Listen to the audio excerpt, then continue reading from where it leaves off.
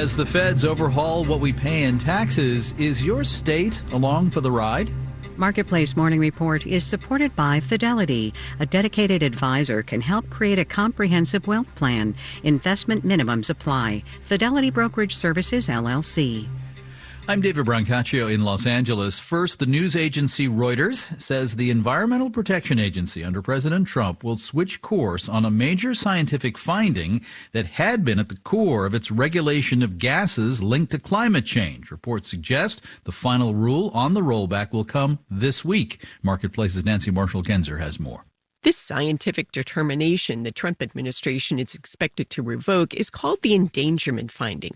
It dates back to the Obama administration, and it says that greenhouse gases are a threat to public health. It's the foundation of the Environmental Protection Agency's climate rules, which limit emissions of greenhouse gases from vehicles and power plants. The Trump administration's plan to kill the endangerment finding with a final rule this week was first reported by the Wall Street Journal. The journal says the final rule would wipe away reporting, measuring, and compliance requirements for greenhouse gas emissions of vehicles. The paper says it wouldn't affect the regulations and emissions from power plants for now. The rollback of the endangerment finding is expected to be challenged by environmental groups in court, and it could encourage states to write new rules on emissions. The Environmental Defense Fund says the repeal of the finding will allow more climate pollution, leading to, quote, deadly and costly extreme weather. I'm Nancy Marshall-Genzer for Marketplace. ExxonMobil's stock is up 1.5% in pre-market trading now. Chevron and ConocoPhillips, that stock both up 1%. President Trump has threatened to block the opening of a new multi-billion-dollar bridge linking Canada and the U.S. The BBC's Gabrielle Sungolate has more. In a lengthy social media post, Mr. Trump accused Canada of taking advantage of America.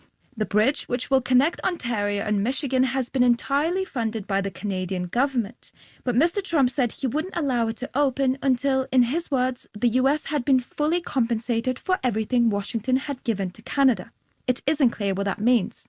The president criticized a range of Canadian trading practices as well as Prime Minister Mark Carney's recent trip to Beijing. Mr. Trump again warned him against finalizing a trade deal with China.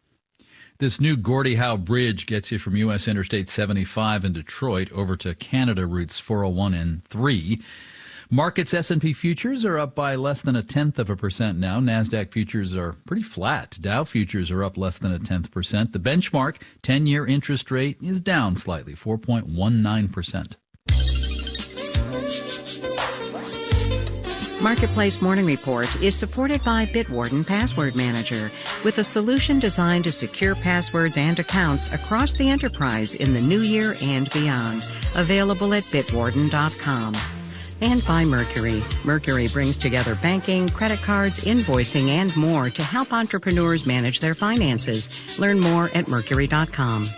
And by GEP. With GEP Key Agentic AI and GEP Smart Software, GEP is at the forefront in agentic procurement orchestration and autonomous supply chains. In the taxonomy of taxes, let's classify this year's tax filing season as a learning experience. This given the treasure chest, or Pandora's box, of changes triggered when Congress passed and the president signed the huge spending and tax law last summer. Through April 15th, we'll learn together here on the Marketplace Morning Report. Today, how some states follow along with the federal changes, but some states do not. Today's guide is Jared Walczak, Senior Fellow at the Tax Foundation. Good morning. Good morning. Thanks for having me. Well, it's like high school all over again, right? Conformity or non-conformity. Depends on the state you live in, right? It really does. Most states conform in some way to the federal tax code, but they differ in a lot of details, like on things like the standard deduction. There are a lot of points of divergence. All right, so you're still going to get whatever the federal tax changes have presented to you or wrought. The question is, oh boy, I'm also going to save a ton on my state taxes. It just kind of depends where you're living. Most states begin with the federal tax code in defining their tax base, but some of them use a previous year version of the Internal Revenue Code. So they're just out of date. Others have a current version, but then it matters what they conform to. So most states are not automatically in line to bring in the new deductions for tips, overtime, an auto loan interest, or the senior bonus. And that's because of where they're drawn to in the tax code. They're just not in a section that most states bring in. Right. And it's not that necessarily states are just slow or bureaucratic or laggards. If states enact some of these tax changes, the state coffers could suffer, and there are, elected officials concerned about that. Absolutely. And these provisions are controversial. Obviously, they're a benefit for some people, but they're somewhat arbitrary. Think about the tips deduction. Most of that benefit does flow to people in the bottom half of the income distribution, so it's progressive in that way. But very few low-income people are tipped workers. If you wanted to provide low-income relief, why would you only apply it to maybe 4% of low-income households? So for a lot of states, they ask, is this worth it? If we were going to provide that relief, couldn't we do it better on our own? And many aren't going to decide to affirmatively adopt what the federal government adopted. And if you're listening in a conforming state, among them Colorado, Idaho, Iowa, and Montana, this is all pretty academic because the state tax code is quite aligned with the feds.